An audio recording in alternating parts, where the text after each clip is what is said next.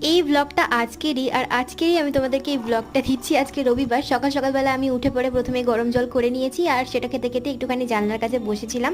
তারপরে ব্রাশ করার পরে মাকে বললাম একটু ব্রেকফাস্ট দিতে। জানো তো কি হয়েছে, মা ডিম টোস্ট বানিয়ে দিয়েছে, আর আমি না ভিডিও অন করতেই ভুলে গিয়েছিলাম। আর এদিকে হচ্ছে টিপ টিপ করে বৃষ্টি, একটু আগেই তো রোদ দেখলে। আমি এখানে ভাইয়ের বই খুলে একটু নোটস তৈরি করতে বসেছিলাম, তার মধ্যেই ঝমঝম করে বৃষ্টি নেমে গেছে, আর তার মধ্যেই চলে এসেছিলো হচ্ছে কলের জল। তো মা গিয়েছিল হচ্ছে জল ভরতে, আর আমাকে বলে দিয়ে গেছিলো যে একটু মাছের ঝোলটা করতে আর কি। আমি বললাম যে করে দিচ্ছি, অনেকটা লেট হয়ে যাবে। তো আমাকে মা বলেই দিয়েছিল কেমন কেমন করে করতে হবে, আর আমি এই প্রথমবার রান্না করেছি মাছের ঝোল। যাই হোক, দেখতে তো খুবই সুন্দর হয়েছিল, খেতেও ভালো হয়েছিল। তারপরে স্নান টান করে চলে এসেছিলাম ঠাকুর পুজো দিতে। আজকে ছিল হচ্ছে গুরু পূর্ণিমা, আর অনেক ফুল পেয়েছিলাম বলে সুন্দর করে ঠাকুরের জায়গাটাকে সাজিয়ে দিয়েছিলাম। তারপরে বসে পড়েছিলাম হচ্ছে খেতে। লাউ শাক দিয়ে চিংড়ি মাছ ছিল, আর ওল আর আলু দিয়ে মাছের ঝোল ছিল। আর এখানে তো বৃষ্টি অবিরাম হয়েই যাচ্ছে। বিকেলবেলাতে আমার আর মায়ের জন্য একটুখানি চা বানিয়েছিলাম আমি। এই ছিল আজকে মিনি ব্লগ, দেখাবে নতুন